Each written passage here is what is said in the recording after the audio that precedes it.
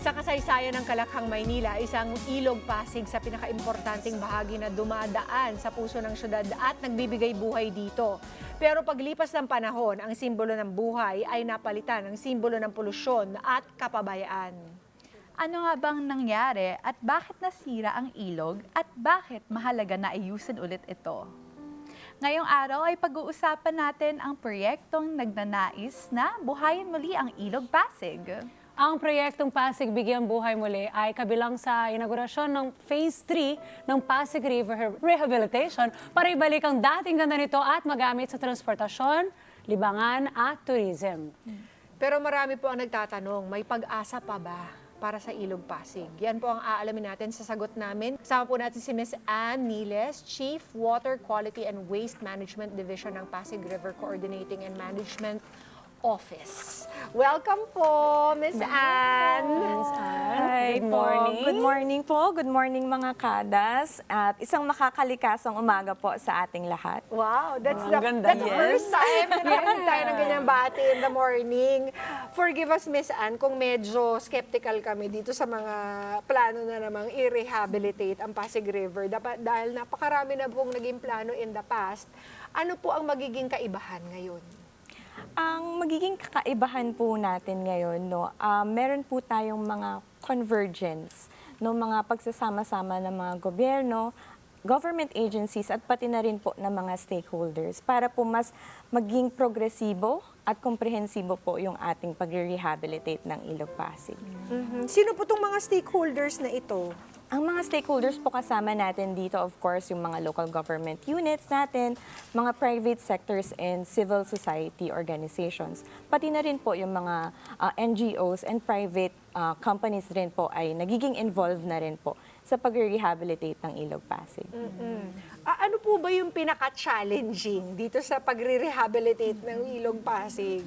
Actually po, ang pinaka-challenging is yung mga polusyong hindi po natin nakikita, gaya ng wastewater. Kasi yung pangkaraniwan po, yung mga basura na nakikita natin sa ilog, madali lang po yung linisin kasi aalisin lang natin, kukolektahin. Pero yung mga wastewater po, yung mga domestic waste na nadi-discharge po sa ating mga katubigan. Mga sewage po ito. Yun, opo, yung mga sewage po Na natin. untreated, Na ano? untreated po, na nakakadagdag sa polusyon. Yun po yung mahirap alisin at linisin. Kasi kailangan po ng mga matitinding technologies para po yun matanggal sa tubig. And of course, change din po talaga sa ating mga sistema pagdating sa treating ng ating wastewater po. When it comes to the source of the wastewater, are we talking about private residences or are we talking about factories dumping untreated sewage in the Pasig River? Ayon po sa mga data namin recently po, malaking bagay po or malaking amount ng pollution is nanggagaling na rin po sa ating mga domestic or households. Kasi ito po yung mga discharges po, marami tayong condominiums, marami po tayong mga establishments na yung mga septic tank po yung ginagamit. So hindi po enough yung septic tank lamang. Talagang po pinapromote namin na magkaroon ng angkop na sewage treatment plants or facilities na natitreat po yung ating mga domestic wastewater po. So, you mean to tell me, meron po tayong mga condominiums that are right beside the river that dump their sewage straight to the river? Not necessarily po, yung mga pipes po natin, lalo na pag absent po yung mga STPs or hindi po sila connected sa ating mga sewers, concessionaires. Marami rin po kasi aside from condominiums is yung mga subdivisions or households na noong una, yung disenyo po ay talagang septic tank lamang po. So hindi pa po ganun ka-connected yung ating sewerage system. So yung treatment natin ng mga wastewaters po na nanggagaling sa ating mga banyo, kusina, hindi po siya talaga well-treated. So ano po ang unang-unang gagawin ng inyong parang task force? Ayan po. So bali, kami po sa DNR, ang Pasig River Coordinating Management Office, isa po sa mga ginagawa namin ngayon ay talagang palakasin ang coordination, dun sa mga ahensya or concessionaires na responsible po sa pagkoconnect ng ating mga sewer ng ating mga bahay. Kasi po, yun po talaga, ang dami natin na Yeah. mga naninirahan sa Metro Manila. So, kailangan po talagang paigtingin, alamin po talaga namin at magtulungan kung ano po yung mga gaps na dapat pong plansyahin at i-connect para po mas diretso na po yung ating pagtitreat ng mga tubig po natin, wastewater po. Oo. Kasi give us an idea, Miss Anne. Ano po ba ang dating kondisyon ng Pasig River? How healthy was it? And ano na po yung estado niya ngayon? Okay po. Marami pong nagsasabi ng mga nakaraan po, yung mga nakakausap namin na nakatira sa Ilog Pasig. Dati nakakapag-swimming pa po sila. Yes, Opo. my parents, and my Ayan. mom, and her Ayan. sisters used to Ayan swim po. there. Tapos meron pang pangingisdaan, no? Oo. Pero since naging ano po siya, start ng ating sibilisasyon, urbanisasyon, unti-unti pong nag-degrade yung ating Ilog Pasig. And in fact, in 1990s po, na-declare siya as biologically dead. So, yes po. So, nakakalungkot, Yeah. pero unti-unti pong nagbabago ang Ilog Pasig. Paano po? Actually po sa recent data po na meron kami sa monitoring po na ginagawa namin sa water quality, from 2009 po, nagkaroon ng 99% improvement pagdating po sa fecal coliform count. Yung fecal coliform count, ito po yung bacteria na nanggagaling sa dumi ng tao, dumi ng hayop, no? And from that, makikita pa lang po natin na drastic na po ng naging improvement dahil sa patuloy pong rehabilitasyon. Actually po, ang naaalala ko or kung naaalala nyo po, meron tayong piso para sa Ilog Pasig.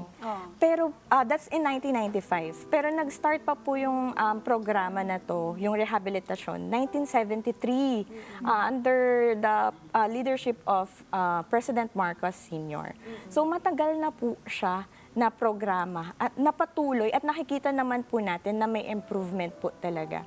So in fact, in 2024 to 2023, 35% naman po yung in-improve sa fecal coliform count base po sa aming monitoring ng Ilog Pasig. Dahil ba ito nasolusyonan yung wastewater treatment?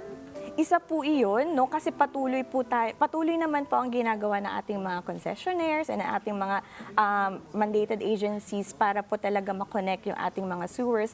Pero pati na rin po yung paghihigpit po natin sa ating mga industries, di ba po? Dati talaga, sige lang po Dump lang tayo ng ng dump. dump ng mga wastewater natin. Pero napag-ingting po natin yung ating environmental compliance monitoring sa mga industries na po na ito.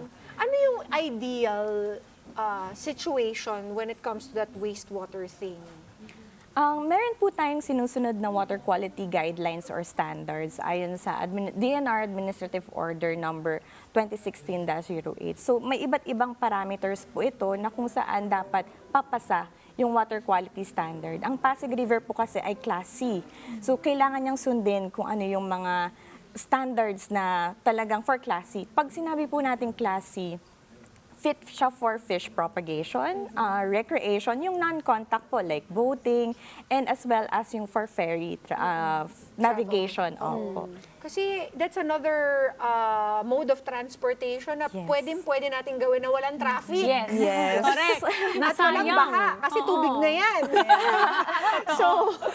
so, di ba, ligtas tayo sa baha at sa traffic dyan, di ba? Yes po. So, ideally, lahat ng mga nakatira near the Pasig River and deposit their wastewater there, dapat i-treat muna bago Yes. dumating sa opo. Pasig River. Iti-treat muna siya, and syempre yung treatment po hindi basta-basta, may mga guidelines din po tayo dyan na dapat pumasa. So, iti-treat siya, and then before po siya i-discharge sa ating mga tubig. Opo. So, nakakatulong ang mga bagong teknolohiya, Ms. Anne, para Yes dito sa po. problemang ito. Yes po. In fact, sa office din po namin, meron din po kaming tinatawag na floating wetlands or mga phytoremediation kung saan gumagawa po kami ng mga floating wetlands, yung mga plants natin na nag-absorb ng mga pollutants. So, meron din po tayong mga ganyang programa na ini-implement po. Ito yung mga sa esteros natin, yung mga creeks po, dun po namin siya nilalagay.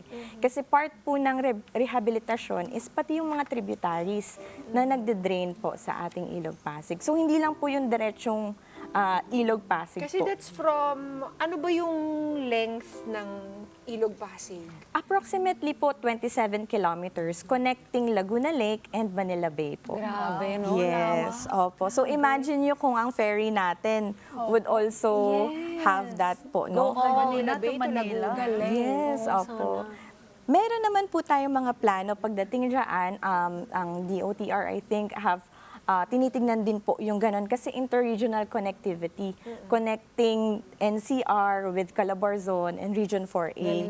Yes, magaling po at maganda po kasi mabilisan na lang po yung Yes, travel iwas traffic. natin. Walang traffic, wala Oo. kayong kakasabay na iba, yung boat lang, yung ferry lang. Yes, opo. Water taxis, di ba? In places like London, they really use Yes, the tax Amsterdam, right? para mag-travel from one point to another. And they Totoo call it po. water taxis. And it's very scenic, actually. Yes, Yes. opo. May mga river cruises din po, di ba? Ngayon po, patuloy po yung ating rehabilitasyon, pati yung pagpapaganda ng Ilog Pasig, no? Kaya po talagang for tourism purposes, malaking bagay po talaga yung ferry natin, no? Ano pong timeline natin? Ay, naku. Lang, Miss Ann. Yung timeline natin, tuloy-tuloy naman po, no? Pagdating sa ferry, I think nasisimulan na po yung feasibility on this. Kasi tumigil ba yung mga ferry? Actually po, ongoing po Ongoing yung pa ating rin. ferry. And libre po ito na ino-operate ng MMDA. Opo. So, parang... Ano pong schedule niyan? Para Ayan. malaman ng mga... Naalala Pwede dati, po nagawa ko yun. Yung nag-Pasig River Do you ako dito remember sa the kada umaga. schedule? Yeah. Well, the schedule, of course, I wouldn't know by this year because we did it like prior to this year, mga 2 years ago. And how was it? What was the It was experience okay. like? Yung ano, Masaya ang- ba? Masaya May naamoy ka ba? naman. Well, not Yung the way I totoo. expected to be sobrang... Meron. Pero may konti. Pero And hindi then, masangsang. may part dyan, mag-stop siya. Yes. Di ba? Yung talagang scenic nga. And like, you know, it's kind of enjoyable. That's honest. Like, I really like it. Where did you go? From where to where? I just went, you know, like when you pass through that EDSA area and then you see all Guadalupe. the Guadalupe. And And then where did you go? I don't know. I took the entire ferry just for kada umaga. You guys sent me on a mission and I did that for like Saan ka nahantong? I mean, where did you go down? Mama P, I really went all around. Talagang hindi ko na alam yung exact na mga stations kung nasaan kami nag-stop. Pero I remember the bridge, a really big bridge that is far from Guadalupe, pero nadaanan ko din yun. Opo, parang until Manila siya eh. So, meron po tayong ferry Guadalupe, station sa Escolta. Loton, Escolta, opo. Okay. And yung pag-stop po, siguro na patawid po kayo ng Malacanang. Yes, that's the one. Yeah. Yes, Ma'am Ann, Opo. oo. So, doon po talaga nagsistop Yes. for security reasons po. Pero ma-enjoy mo yung Ma-enjoy view mo ng siya. Malacanang. Oo. Kasi usually nakikita lang natin siya sa TV, ganyan. Pero doon makikita mo talaga na, ay, ang ganda ng Malacanang. Walang Nakaka-proud. traffic. Opo. So ano po yung schedule nun para po sa kaalaman ng mga Ayan, so sa schedule po natin, pwede pong i-search lang po natin to sa MMDA website, Pasig River Ferry Services. No? Makikita niyo po ang schedule doon. Libre pa po ito sa ngayon. And Yun, no? ini-improve po ang ating serbisyo pagdating po dito. Hopefully soon, magkaroon po tayo ng mas maraming routes po. Nice. At kami naman po sa DNR, ang aming TOCA, no? Dito is malinis siya, mabawasan ng amoy, no? Kasi yun nga po yung sinasabi namin kanina, yung hindi natin nakikitang polusyon. Yan, yun ang nagkakos pala yung po. mas So sa deadly. amin po yun, pati yung pag-remove po ng ating mga, yung cleanup operations, yung mga basura, ganyan. Kasi usually nakakaabala rin po ito sa ferry operations natin. Yung mga water hyacinth. So kami po ang responsableng magtanggal po ng mga Nice, iyon. Ma'am Ann. Doc, gusto din po namin malaman, katulad ko na ordinaryong mamamayan, paano po kaya tayo pwede makatulong para mapabilis yung rehab ng ilog? Maliit man o malaki, ano po yan very welcome po sa amin. And wala pong malayo sa Ilog Pasig. Kung nakatira po kayo sa, hindi nyo nakikita sa Ilog Pasig, feeling ko, hindi ako magkakaroon ng impact dito, no? So yung pagdating po kasi sa ating kapaligiran, lahat magkakaugnay. So, yung ating basura na itinapon lang kung saan, pwede po yung mag-end up sa Ilog Pasig. At mag-end up din po sa Manila Bay, which is, may issue rin po tayo pagdating sa marine litter dyan. So, kabit-kabit po yung ating mga ginagawa, kabit-kabit din po yung ating mga problema. So, simpleng bagay lang po, pag-iiwas ng pagtapon ng basura kung saan, pagpa-practice ng segregation, syempre disiplina po, no?